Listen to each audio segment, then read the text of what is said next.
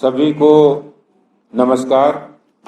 आज की संयुक्त प्रेस वार्ता में उपस्थित हमारे दिल्ली विधानसभा में प्रतिपक्ष के नेता आदरणीय श्री रामवीर सिंह बिधूड़ी जी और हमारी नई दिल्ली की लोकप्रिय सांसद प्रख्यात अधिवक्ता बहन मीनाक्षी लेखी जी, हमारे दिल्ली प्रदेश भारतीय जनता पार्टी के प्रवक्ता श्री मोहनलाल गिहारा जी और यहाँ उपस्थित सभी हमारे पत्रकार साथियों, फोटोग्राफर साथियों, भाई और बहनों, आज की प्रेस वार्ता बहुत ही दिल्ली के संबंध में बहुत ही महत्वपूर्ण विषय पर है।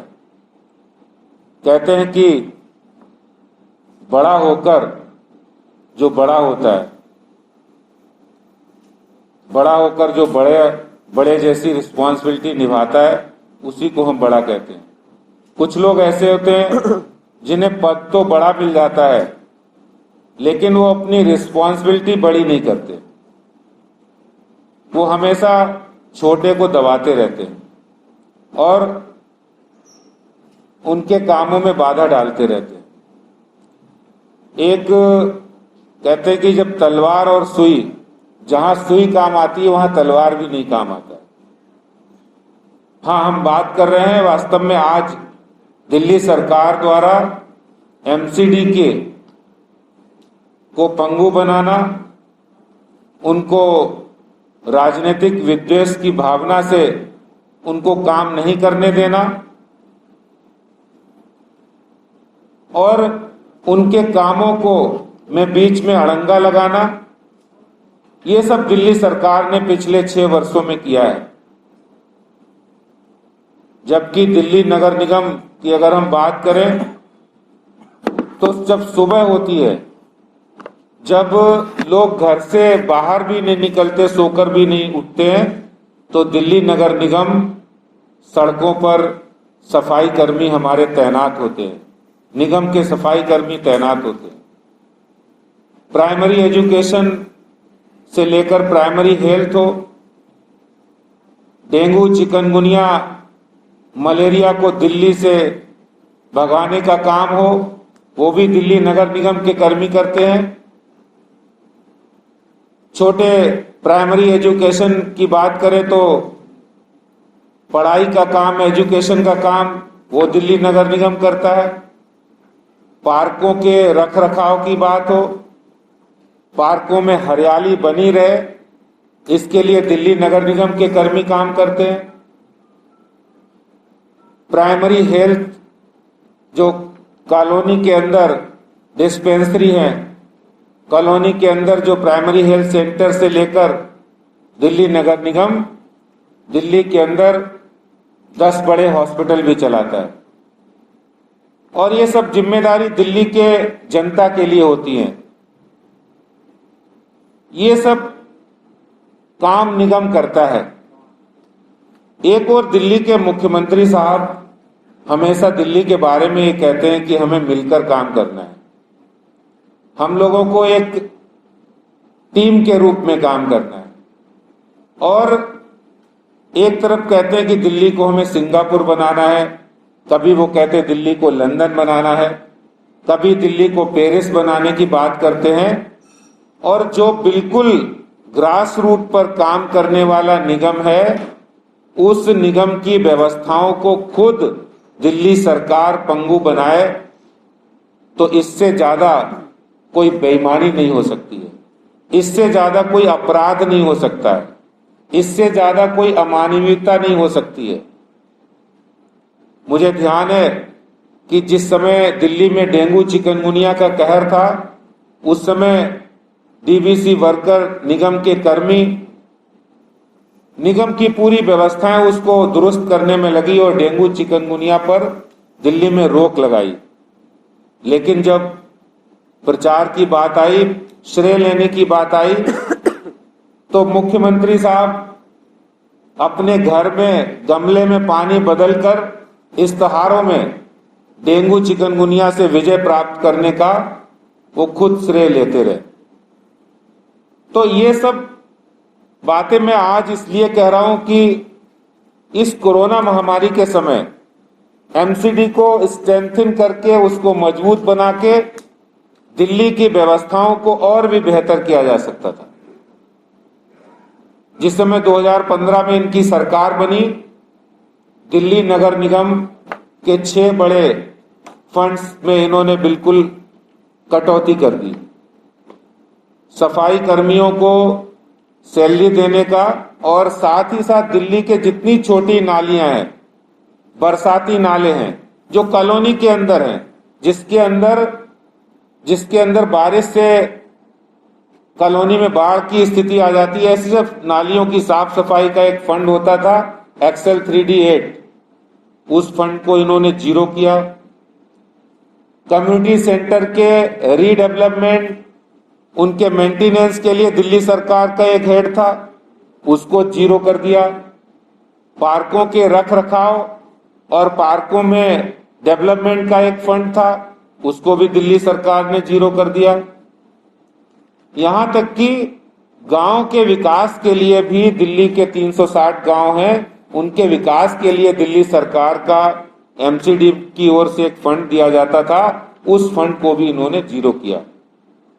और इसके साथ साथ हैरानी होगी आपको कि जेजे क्लस्टर में दिया जाने वाला फंड भी उन्होंने नील कर दिया। और ऐसे 6 बड़े हेड जिसमें दिल्ली सरकार हर साल पैसा देती थी, फंड निश्चित था, उस फंड को सबसे पहले आते ही केजरीवाल सरकार ने जीरो किया। उसके बाद उनका मन इससे भी भरा नहीं कि ये छोटा संस्था है, इसको कितना दबाओ, फिर भी निगम काम करता रहा, फिर भी निगम ने अपने काम करना नहीं छोड़ा, निगम की व्यवस्थाएं चलती रही। उसके बाद इन्होंने निगम की आर्थिक स्रोतों पर प्रहार करना शुरू कर दिया और जो ग्लोबल शेयर, जो निगम का अपना हक है, जिसका माध्यम दिल्ली सरकार है, लेकिन ये कारपोरेशन के एक्ट में है कि जो पैसे का ग्लोबल शेयर है वो अभी तक 16.5% दिल्ली सरकार के माध्यम से वो एमसीडी को मिलता था, उसमें इन्होंने कटौती की और वो 12.5% कर दिया। लेकिन हैरानी ये होती है, दुख ये होता है कि 12.5% कर दिया, चलो आपने 12.5% दे देते। खुद डिप्टी सीएम मनीष सिसोदिया जी ने असेंबली में कहा कि हम 12.5% कर रहे हैं, उसको भी उन्होंने देने के वक्त 10% किया। और ताज्जुब ये होता है कि जब आज से 6 साल पहले इनकी सरकार बनी थी, उस समय दिल्ली का 37,450 करोड़ बजट था, वो बढ़कर इनका 70,000 के लगभग हो गया, 69,000 करोड़ रुपए हो गया। लेकिन एमसीडी के बजट को इन्होंने बढ़ाने की बजाय घटाना शुरू कर दिया। अभी हाल की बात है, पिछले वर्ष इन्होंने वो बजट 6,800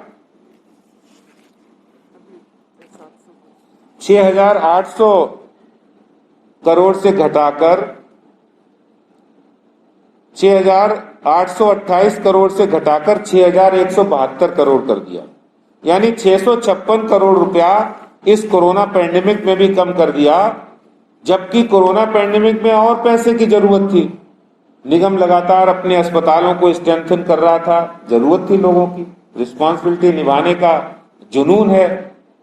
लेकिन दिल्ली के मुख्यमंत्री साहब को क्या राजनीतिक विद्वेष है, किस तरह अमानवीय व्यवहार, और वास्तविकता यह है कि वो दिल्ली नगर निगम के साथ जो अमानवीय व्यवहार कर रहे हैं वो एक तरह से उनका राजनीतिक विद्वेष है, राजनीतिक बदला है।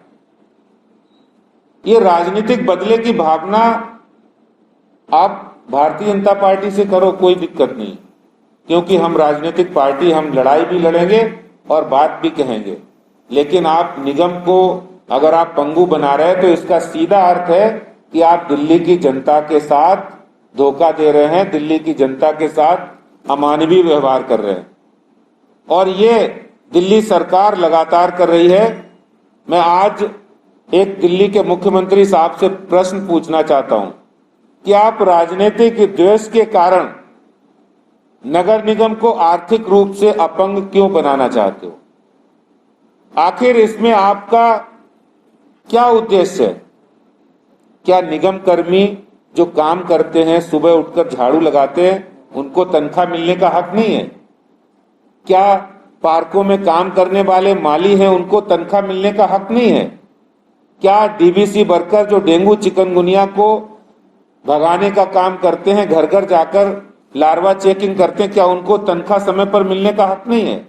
क्या आपने जिनको कोरोना में ड्यूटी देकर टीचर्स को खाना बांटने पर लगाया था, या वो टीचर्स स्कूलों में पढ़ाते हैं, क्या उनको तनख्वाह मिलने का हक नहीं है समय पे?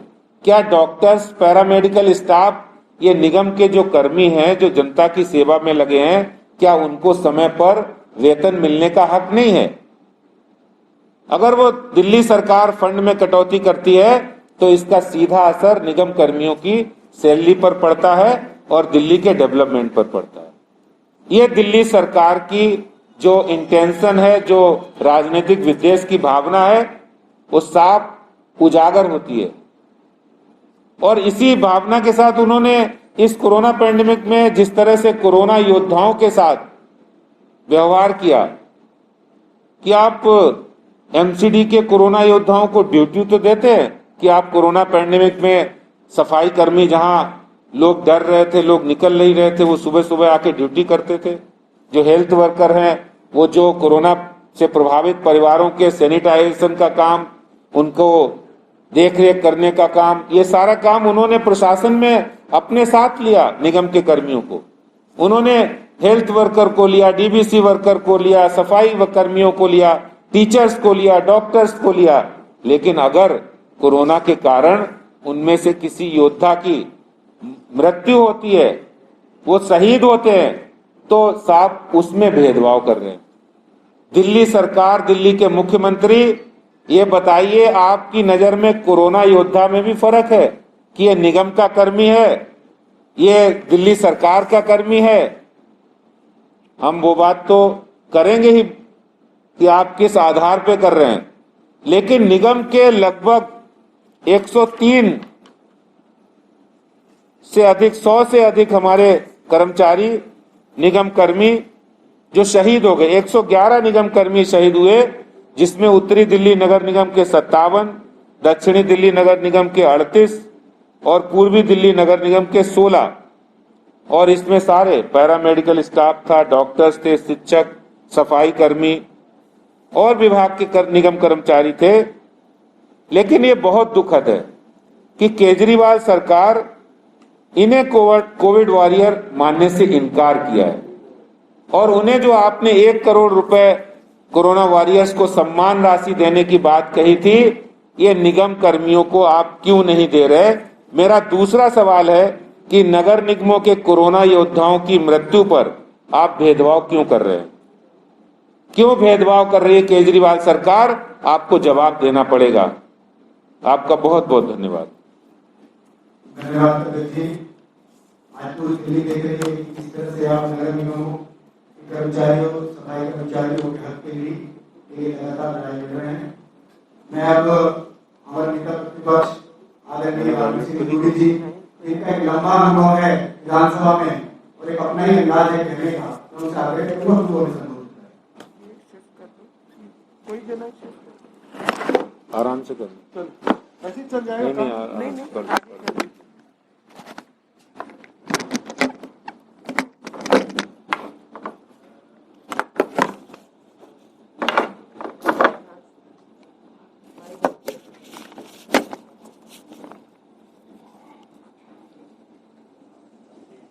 दिल्ली प्रदेश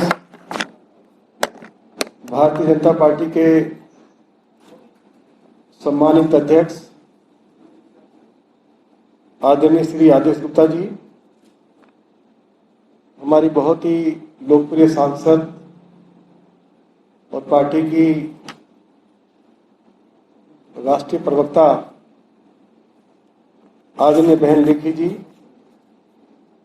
प्रदेश के प्रवक्ता आदरणीय श्री मोहनलाल गैरा जी, मीडिया के सभी सम्मानित मित्रों, निगमों को बर्बाद करने के लिए अरविंद केजरीवाल और उनकी सरकार ने जो अपराध किया है, आज मैं उसकी चर्चा जरूर करना चाहूंगा। देखिए, जब कोरोना महामारी की दूसरी लहर आई तो अप्रैल के पहले सप्ताह में हमारी तीनों नगर निगमों ने दिल्ली के मुख्यमंत्री अरविंद केजरीवाल से आग्रह किया कि हमें हमारे हॉस्पिटल्स में कोविड सेंटर बनाने की अनुमति दी जाए। जो लोग कोरोना से पीड़ित थे वो अस्पतालों के बाहर धक्के खा रहे थे, उनको बेड्स नहीं मिल रहे थे, और अरविंद केजरीवाल ने केवल 18 अप्रैल 2021 को हिंदूराव अस्पताल में कोविड सेंटर खोलने की अनुमति दी। अन्य जिन हॉस्पिटल्स में कोविड सेंटर खोलने की अनुमति मांगी उसमें बालक राम अस्पताल, माता गुजरी देवी अस्पताल, पूर्णिमा सेठी अस्पताल, स्वामी दयानंद अस्पताल, इनको अनुमति नहीं दी गई। और 20 अप्रैल को जब दिल्ली में सबसे ज्यादा कोरोना के केसेज आए 28,000, उसके बाद दिल्ली प्रदेश के हमारे सम्मानित अध्यक्ष आदरणीय आदेश गुप्ता जी दिल्ली के सभी ऑनरेबल एमपीज को लेकर प्रदेश के जो हमारे माननीय संगठन महामंत्री सिद्धार्थन जी, लीडर ऑफ अपोजिशन को अपने साथ ले जाकर उनको मिले और बताया गया कि दिल्ली की स्थिति बहुत खराब हो रही है, इसलिए नगर निगमों के हॉस्पिटल्स में कोविड सेंटर खोलने की अनुमति दी जाए। अध्यक्ष जी के आग्रह के बाद देश के गृह राज्य मंत्री ने दिल्ली के लेफ्टिनेंट गवर्नर को आदेश दिया। उसके बाद इन हॉस्पिटल्स में जो है कोविड सेंटर खुल पाए। उसके बाद मेडिकल स्टाफ नहीं दिया गया, दवाइयां नहीं दी गई, ऑक्सीजन नहीं दी गई। तो मैं अरविंद केजरीवाल से पूछना चाहता हूं कि उनकी सरकार ने नगर निगमों के हॉस्पिटल्स में कोविड सेंटर खोलने की अनुमति क्यों नहीं दी? अरविंद केजरीवाल, इसका आपको जवाब देना पड़ेगा। मेरा दूसरा सवाल उनसे यह है कि भारत सरकार ने आदरणीय मोदी जी के नेतृत्व में 1 मार्च से पूरे देश भर में जो हमारे सीनियर सिटीजन्स हैं उनको वैक्सीन लगाने का कार्य शुरू कर दिया गया। और हमारी तीनों नगर निगमों ने कहा कि हमारी जो डिस्पेंसरीज हैं, हमारे पास डॉक्टर्स हैं, नर्सेज हैं, सब सुविधाएं हमारे पास हैं, तो हमको कम से कम इन डिस्पेंसरी में वैक्सीन लगाने की अनुमति दी जाए। आप लोगों को हैरानी होगी कि ये जो अनुमति है वह 8 अप्रैल को दी गई। 1 मार्च को टीकाकरण का कार्य शुरू हुआ और यह अनुमति भी जब दिल्ली प्रदेश के अध्यक्ष एक बार नहीं 3 बार भारत के गृह राज्य मंत्री के पास गए तब ये अनुमति मिली। और मैं बधाई देना चाहता हूं तीनों नगर निगमों को कि उन्होंने 10 लाख लोगों को टीका लगाया। ये है दिल्ली म्युनिसिपल कॉर्पोरेशन की परफॉर्मेंस। तो मैं उनसे पूछना चाहता हूं, या ये कहिए कि मैं दिल्ली के मुख्यमंत्री अरविंद केजरीवाल से पूछना चाहता हूं कि उन्होंने नगर निगमों के जो हमारे सेंटर्स हैं उनमें वैक्सीन लगाने की अनुमति क्यों नहीं दी? यह मेरा उनसे दूसरा सवाल है।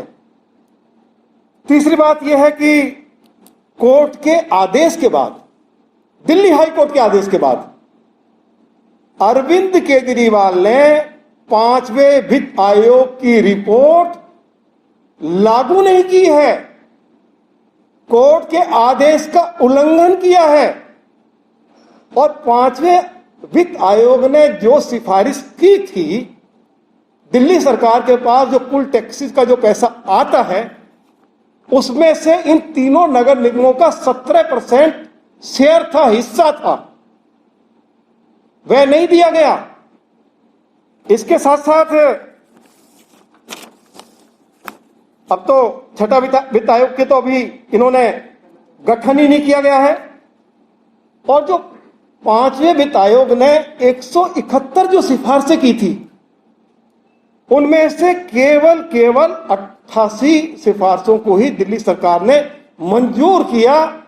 तो मैं पूछना चाहता हूं कि दिल्ली सरकार ने हाई कोर्ट के आदेश के बावजूद भी पांचवें वित्त आयोग की सिफारिशों को क्यों नहीं लागू किया है, ये मैं आज जरूर अरविंद केजरीवाल से पूछना चाहता हूं। मैं और दो बातें कहकर अपनी बात को समाप्त करूंगा। देखिए, जो नगर निगमों के कर्मचारी हैं, ये बेचारे कोरोना के खिलाफ जंग लड़ रहे हैं, चाहे वो मेडिकल स्टाफ है, चाहे हमारे डॉक्टर्स हैं, चाहे हमारी नर्सेज हैं, चाहे नॉन मेडिकल स्टाफ है, चाहे सफाई कर्मचारी हैं, चाहे हमारे टीचर्स हैं, चाहे हमारे मलेरिया के कर्मचारी हैं, चाहे हमारे हॉर्टिकल्चर डिपार्टमेंट के कर्मचारी हैं। यही सारे कर्मचारी हैं जो कोरोना पीड़ितों की देखभाल कर रहे हैं इस संकट की घड़ी में। ये हमारे सफाई कर्मचारी जितने भी हमारे कोरोना पीड़ित हैं, उनके घर के बाहर का कूड़ा भी यही उठाते हैं। और अध्यक्ष जी, 113 हमारे नगर निगम के कर्मचारी कोरोना पीड़ितों की रक्षा करते हुए, उनका सेवा करते हुए शहीद हो गए। और अरविंद केजरीवाल ने यह कहा था कि मैं टीचर्स को, सफाई कर्मचारियों को, मेडिकल स्टाफ को, नॉन मेडिकल स्टाफ को, यदि इनकी मृत्यु हो जाती है, इनको कोरोना योद्धा माना गया। लेकिन आज तक अरविंद केजरीवाल ने 113 कोरोना योद्धाओं को, जिनके परिवारों को 1-1 करोड़ रुपया सम्मान राशि मिलनी चाहिए थी, वो आज तक नहीं दिए है। तो हम अरविंद केजरीवाल से पूछना चाहते हैं कि आपने इन कोरोना योद्धाओं को या इनके परिजनों को जो 1-1 करोड़ रुपया देकर सम्मान करना था, वह अभी तक क्यों नहीं किया गया है? ये जवाब आपको देना पड़ेगा। और अंत में मैं इतना जरूर कहूंगा कि किसी ने कहा है, सजन रे झूठ मत बोलो, खुदा के पास जाना है। अरविंद केजरीवाल, तुमने इस दिल्ली को बहुत लूटा है, इसको बहुत बर्बाद किया है। ऊपर सबको जाना है, लेकिन ऊपर वाले के यहां तुम्हें बताना पड़ेगा। और ऊपर वाला हिसाब तेरी कमाई का नहीं, तेरे कर्मों का होगा। ऊपर वाले के यहां हिसाब, जो तूने लूटपाट किया ना, इसका हिसाब किताब नहीं होगा। जो तुम कर्म कर रहे हो, जो तुम इस दिल्ली को बर्बाद कर रहे हो, ऊपर वाला इसका हिसाब अरविंद केजरीवाल तुमसे जरूर लेगा। यही मैं कहना चाहता हूं। बहुत बहुत धन्यवाद। धन्यवाद नेता प्रतिपक्ष जी। आपने बताया कि किस तरह से कोरोना महामारी के दौरान दिल्ली सरकार दिल्ली सरकार की वजह से ही दिल्ली के हालात बहुत खराब हुए। मैं अब निवेदन करूंगा हमारी आदरणीय सांसद श्रीमती मीनाक्षी लेखी जी, जो जन जन की आवाज, गरीब मजदूर की आवाज केजरीवाल सरकार के कानों तक पहुंचाने का काम कर रहे हैं। आदरणीय मीनाक्षी लेखी। बहुत बहुत धन्यवाद, बहुत बहुत धन्यवाद। मित्रों, मुझे लगता है कि हम सब ये बात बहुत अच्छी तरह जानते हैं कि राजनीति का मकसद सिर्फ और सिर्फ लोक कल्याण है। कोई भी दल हो, कोई भी पार्टी शासन में रहे, लेकिन लोकतंत्र का मतलब ही लोक कल्याण है। कोई भी शासक शासन नहीं चला सकता अगर उसके मन में अंत्योदय की भावना नहीं है, अगर वो उपेक्षित पीड़ित वर्ग तक अपनी सेवाएं नहीं प्रदान करता। और जिस उपेक्षित और पीड़ित वर्ग की बात आज मैं कर रही हूं, उसी के लिए सबसे अधिक काम म्युनिसिपल कॉरपोरेशन करती है। किसी भी तंत्र के दो हिस्से हैं, एक तो लोक कल्याण और दूसरा हर व्यक्ति को कोऑपरेटिव फेडरलिज्म के तहत एक बार सरकार बन गई तो आप उसमें पक्षपात की भावना नहीं रख सकते। अब सरकार में भले ही दिल्ली की जनता ने दिल्ली सरकार में आम आदमी पार्टी को चुनकर भेजा है, लेकिन म्युनिसिपल कॉरपोरेशन के लिए भाजपा को चुनकर भेजा है और केंद्र में भाजपा की सरकार है। किसी भी शासन तंत्र को चलाने के लिए हमें इन दो नियमों का पालन अवश्य करना है, जिसमें कोऑपरेटिव फेडरलिज्म बहुत आवश्यक है। अभी मेरे से पूर्व बिदुड़ी जी ने और आदेश जी ने अपनी बात कही और उसमें सबको अवगत कराया कि किस प्रकार से बजट में लगातार दिल्ली सरकार की वृद्धि हुई है। 37,000 करोड़ से आज तकरीबन 70,000 करोड़ का इनका बजट बना। दिल्ली में इन्फ्लेशन भी हुई, लोगों की संख्या भी बढ़ी और साथ ही जो क्षेत्र है कार्य का वो म्युनिसिपल कॉरपोरेशन का बढ़ा। लेकिन दिल्ली को अगर आप म्युनिसिपल कॉरपोरेशन के द्वारा दिए गई सुविधाएं सेवाओं का मौका नहीं देंगे तो क्या आप दिल्ली को एक अच्छा शहर बना सकते हैं? अगर दिल्ली में सफाई नहीं होगी और खास तौर पे जो कूड़ा नहीं उठाया जाएगा, जो दिल्ली में प्राइमरी स्कूल्स का एक तंत्र म्युनिसिपैलिटी चलाती है जहां पे गरीब से गरीब परिवारों के बच्चे पढ़ने के लिए जाते हैं, उनको वो शिक्षा नहीं मिलेगी, उनको 2 वक्त उनको मिड डे मील नहीं मिलेगी, उनको राशन नहीं मिलेगा। और दिल्ली की विधवा औरतें, जितने हमारे डिसेबिलिटी से अफेक्टेड दिव्यांगजन हैं, वृद्ध लोग हैं, उनको पेंशन नहीं मिलेगी। यानी उपेक्षित और मार्जिनलाइज्ड वर्ग के लोगों को अगर आप सुविधा नहीं देंगे तो क्या आप एक अच्छे शासक कहलाएंगे? क्या आपकी सेवाएं उन लोगों को मिलनी नहीं चाहिए? आपको हैरानी होगी कि मैं चाहूंगी पुनीत है तो पुनीत से कहिए वो वीडियो चलाए।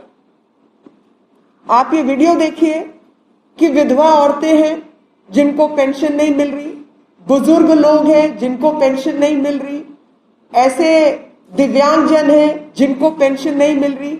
इनसे ज्यादा तो मार्जिनलाइज या हाशिए पर कोई और नहीं है और ये पूरे समाज की जिम्मेवारी है कि हम इन लोगों की रक्षा सुरक्षा का काम करें। ये देखिए,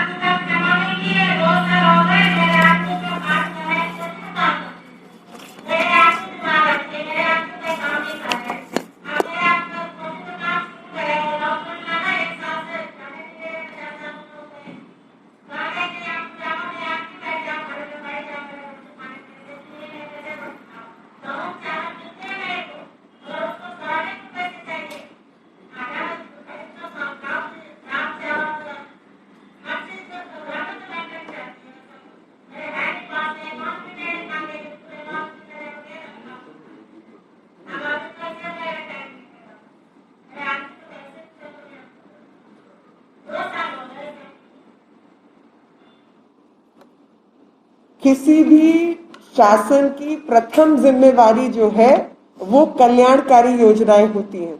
वेलफेयर स्टेट का मतलब ही ये है। तो जो शासक कल्याणकारी योजनाओं के तहत कल्याण का, जन लोक का और लोकतंत्र को स्थापित करने का काम नहीं करे, क्या उसको अधिकार है शासक बने रहने का? ये मेरा एक विचार है और मेरा ये मानना है कि कोऑपरेटिव फेडरलिज्म के तहत आपका तो बजट बढ़ता चला गया, ऐसा कैसे कि पिछले 60 साल के अंदर म्युनिसिपल कॉरपोरेशन का बजट कम होता गया? आपको लगता है कि जो महामारी दिल्ली में आई और सबसे अधिक मरने वालों की संख्या दिल्ली में है पर कैपिटा के हिसाब से। ऐसी संख्या के बावजूद जितने लोग बचे हैं, क्या म्युनिसिपल कॉरपोरेशन के कर्मियों के काम के बिना रह पाते? म्युनिसिपल कॉरपोरेशन ने ऐसे अभाव में सबसे प्रभावी ढंग से काम किया है। अभाव में प्रभाव का काम म्युनिसिपल कॉरपोरेशन ने किया। आपको हैरानी होगी कि न्यायपूर्ण व्यवस्था जिसकी हम सब कामना करते हैं, एक दिल्ली का नागरिक होने के नाते मैं न्यायपूर्ण व्यवस्था की कामना करती हूँ कि जो मार्जिनलाइज सेक्शन है, जो हाशिए पे लोग हैं, उनको पेंशन मिले ताकि वो 2 वक्त की रोटी खा सके, उनको राशन मिले ताकि वो 2 वक्त अपना जीवन व्यतीत इज्जत के साथ, मान सम्मान के साथ कर पाए। लेकिन हैरानी की बात यह है कि 5th फाइनेंस कमीशन का जिक्र भिदुड़ी जी पहले ही कर चुके हैं, इसलिए मैं उस बात को दोहराना नहीं चाहती। लेकिन आप सबके माध्यम से एक बात याद जरूर दिलाना चाहती हूँ कि 2012 में जब ये लोगों ने पहली बार अपना आने का राजनीतिक दल की घोषणा की, तो स्वराज नाम की किताब लिखी थी और उस किताब में अरविंद केजरीवाल कहते हैं कि अगर हम जीत कर आते हैं तो अर्बन लोकल बॉडीज को स्ट्रेंथन करने के लिए, उनकी क्षमता ताकत बढ़ाने के लिए उनको बजटरी एलोकेशन का 20% दिया जाएगा।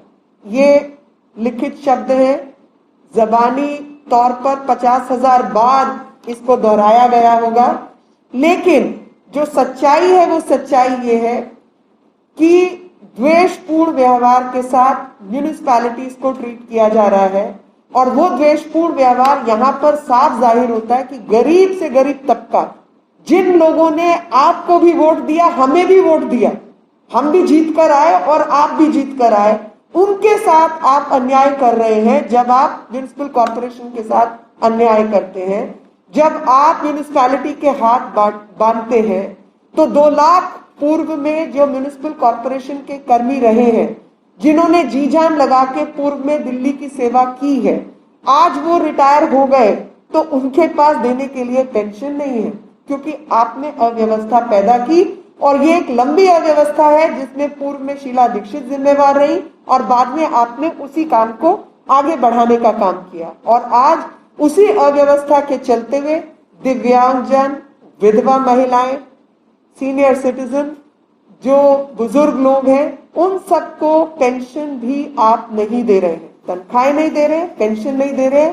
और जिस स्वराज की आपने बात की थी, आप अपने वायदे से भी वादा फरोशी कर रहे हैं, आप वायदे से मुकर रहे हैं। मेरे को दोहा याद आया बैठे बैठे कि बड़ा हुआ तो क्या हुआ, बड़ा हुआ तो क्या हुआ, जैसे पेड़ खजूर, पंछी को छाया नहीं, फल लागे अति दूर।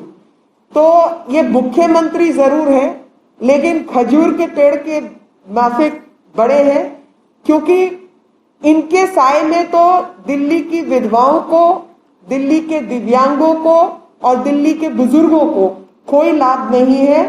और फल तो केवल इनके एमएलए के चखने के लिए है, बाकी दिल्ली को उसका कोई उपलब्धता नहीं है।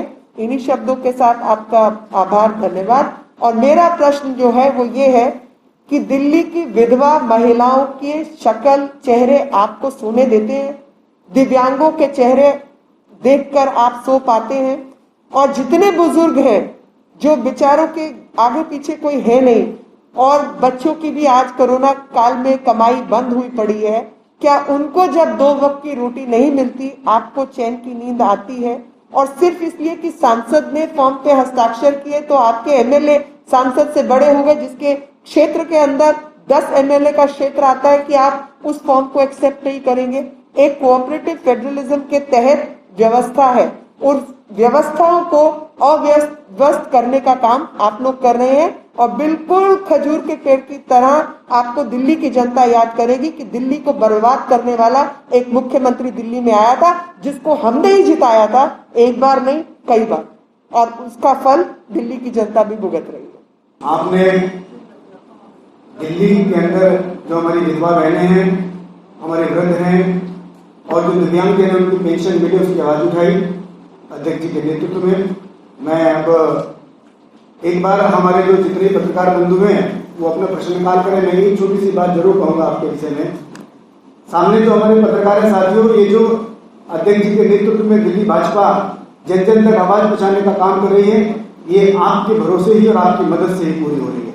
मैं अब निवेदन करूँ कि पत्रकार लोगों से प्रश्न हाईकोर्ट में इसको लेकर बहस चल रही है वेतन को लेकर। वहाँ पर हाईकोर्ट ने 2 दिन पहले ही फटकार लगाकर ये कहा कि कमिश्नर को कि आप चाहे भीख मांगिए, चाहे जो मर्जी कीजिए, चोरी कीजिए, लेकिन आपको इस पर सैलरी देनी है। अगर आप लोग यहाँ पर कह रहे हैं कि अरविंद केजरीवाल पैसा नहीं दे रहे, तो आप लोग वहाँ पर क्यों नहीं बता पा रहे कि अरविंद केजरीवाल हमें पैसा नहीं दे पा रहे? वहाँ पर फटकार तो एमसीडी कमिश्नर को लग रही है। देखिए, आपको ये बात समझनी होगी कि कोर्ट में क्या हो रहा है, तो आपको शायद डिटेल, आपको जो है पूरी डिटेल, अभी ऑर्डर पास नहीं हुआ है, आप टिप्पणी के ऊपर बात कर रहे हैं और वो भी अखबारों के द्वारा जो अखबार में पढ़ा गया। कोर्ट के भीतर शायद कुछ और हुआ है, क्योंकि ये कंटेम्प्ट में भी है और कंटेम्प्ट इनका है कि जो 13,000 करोड़ अगर एमसीडी ने मांगा और वो 13,000 करोड़ इन्होंने नहीं दिया, वो भी साथ में चल रहा है। और जहां तक दिल्ली की अव्यवस्था है, जैसे मैंने पहले कहा कि शीला दीक्षित जी की सरकार उसके लिए जिम्मेवार रही और अब केजरीवाल ने उसको और मुखर रूप से बढ़ाया। आपको हैरानी होगी जानकर कि दिल्ली में कुछ दुकानें होती थी जो कि म्युनिसिपल कॉर्पोरेशन की प्रॉपर्टी थी और उससे म्युनिसिपल कॉर्पोरेशन को लाइसेंस फीस सालाना आती थी। उस समय के अनुसार इन्होंने वो पब्लिक प्रॉपर्टी को प्राइवेट प्रॉपर्टी कर दिया, फ्री होल्ड करके दे दिया। अब उसकी वजह से म्युनिसिपैलिटी की कमाई भी थोड़ी कम हुई। एमसीडी के पास जैसे एडवर्टाइजमेंट की कमाई है बोर्ड की, आप मोहल्ला क्लिनिक की दीवार पे अपना एडवर्टाइजमेंट चिपकाना शुरू कर दें तो आपने म्युनिसिपैलिटी को जो पैसे आने थे वो कम कर दिए। उसके पास रिसोर्सेज नहीं है और पिछले 2 साल में तो कोरोना के चलते किसी व्यापारी के पास पैसा बढ़ाने का, टैक्स बढ़ाने का या बाकी कुछ करने का भी रिसोर्स नहीं है। जीएसटी आदि के माध्यम से जो केंद्र सरकार के माध्यम से बजटरी एलोकेशन दिल्ली के पास आती है, दिल्ली की 5th फाइनेंस कमीशन से लेकर और अन्य व्यवस्थाओं के तहत दिल्ली सरकार की जिम्मेवारी है कि म्युनिसिपैलिटी को वो चलाए और उनको अधिकार का पैसा दे। जो कोर्ट की प्रक्रिया है, टिप्पणी के ऊपर मैं नहीं जाऊंगी, लेकिन असलियत यह है कि दिल्ली फाइनेंस कमीशन नहीं लागू करने के जुर्मी है, ये बात नहीं करना। 23 फरवरी को हाईकोर्ट का ऑर्डर है कि वो पैसा रिलीज करना है, जो पैसा इन्होंने रिलीज नहीं किया है और इसलिए ये कंटेम्प्ट में मामला जाएगा और जाना चाहिए, ऐसा मैं मानती हूँ। मैम, आप क्लियर हो चुका है। जीएसटी की बात करें तो आप कहते हैं कि जीएसटी लागू नहीं किया है, निगम विज्ञप्ति भेजती है कि लागू कर दिया, इसलिए हमें नुकसान हो रहा है। वो 6th की बात है जी। अरे आप सुन तो लीजिए भाई साहब, लागू नहीं किया है और हमें नुकसान हो रहा है क्योंकि जो स्वराज की बात मैंने आपको बताई थी कि 20% अर्बन लोकल बॉडीज को मिलना चाहिए, ऐसा ये बोलते थे। इसी वायदे पे दिल्ली ने इनको जिता कर भेजा है, लेकिन ये अभी तक 10-12% भी रिलीज नहीं कर रहे। जो बजटरी एलोकेशन है उसमें 12% के आसपास जो अभी बन रहा है वो भी ले देकर ये 10%, 12.5 का भी 10% रिलीज कर रहे हैं, बार बार रिलीज नहीं करते। और एक बात सुन लीजिए, डीबीसी वर्कर हैं, सफाई कर्मचारी हैं, माली हैं, अमीर आदमी होते हैं क्या? उनको तनख्वाह नहीं मिलेगी। देखिए, एक बात मैं आपको बता दूं, जो 5वां वित्त आयोग है उसकी रिपोर्ट क्या कहती है? रिपोर्ट कहती है शिक्षा और स्वास्थ्य का सारा खर्चा दिल्ली सरकार को तय करना है, जिसमें बिल्डिंग, वेतन और सारा बुनियादी ढांचा भी शामिल है। ये है 5वीं वित्त आयोग की रिपोर्ट और इसी को लागू करने के लिए दिल्ली हाई कोर्ट ने आदेश दिया है। मैं दोबारा बता दूं क्या कहा है 5वें वित्त आयोग ने? शिक्षा और स्वास्थ्य का सारा खर्चा दिल्ली सरकार ने वहन करना है, जिसमें बिल्डिंग, वेतन और सारा बुनियादी ढांचा भी शामिल है। कहाँ कर रहे हैं, कहाँ वेतन दे रहे हैं, कहाँ शिक्षा और स्वास्थ्य के ऊपर खर्च कर रहे हैं? मैडम, कल आम आदमी पार्टी ने प्रेस कॉन्फ्रेंस करके कहा कि कोर्ट ने म्युनिसिपैलिटी की जमीन को जब्त करके तनख्वाह देने की बात कही है और वो उस बात पे ये उनका ऑफिशियल स्टेटमेंट पार्टी द्वारा है। तो ये आप बता दीजिए कि म्युनिसिपैलिटी, इसका मतलब दिल्ली सरकार का हिस्सा नहीं है? आप जब कोई जो कहते हैं कि फैमिली सिल्वर को बेचने वाली बात, अब जो 2 लाख कर्मी यहाँ पे काम करके गए हैं उनको तो परिवार को पेंशन मिलना चाहिए, आप भी मानते हैं, मैं भी मानती हूँ। क्या वो एनसीडी की जिम्मेवारी है? और अगर एनसीडी की जिम्मेवारी थी और एनसीडी एक अलग सरकार है, तो आपने कोरोना काल में उस सरकार के आदमी को इस्तेमाल कैसे किया, ये बताइए। ये दोनों ही बात हुई या नहीं हुई? जब कोरोना आया तो कौन से सफाई कर्मचारी दिल्ली की सफाई कर रहे थे? क्योंकि वो तो दिल्ली सरकार की जिम्मेवारी थी, वो तो एमसीडी की, क्योंकि एमसीडी तो एक अलग सरकार है ना, दिल्ली सरकार नहीं है, आप ऐसा मानते हैं। ये गुमराह करने वाली और फिजूल की बातें हैं। कोर्ट के अंदर कौन वकील खड़े हुए अलग विषय, और क्या बात है वो एक अलग विषय। लेकिन मैं मुख्य तौर पर ये मानती हूँ कि दिल्ली की हर समस्या, अगर दिल्ली की सरकार है तो वो दिल्ली सरकार का काम है उस समस्या को निपटने का, क्योंकि ये समस्या बहुत लंबे समय से खड़ी की गई है और जिसके लिए भी उस समय की दिल्ली सरकार जिम्मेवार है, और आज की दिल्ली सरकार ने उसको सुलझाने का कोई प्रयास नहीं किया। धन्यवाद, बहुत बहुत धन्यवाद।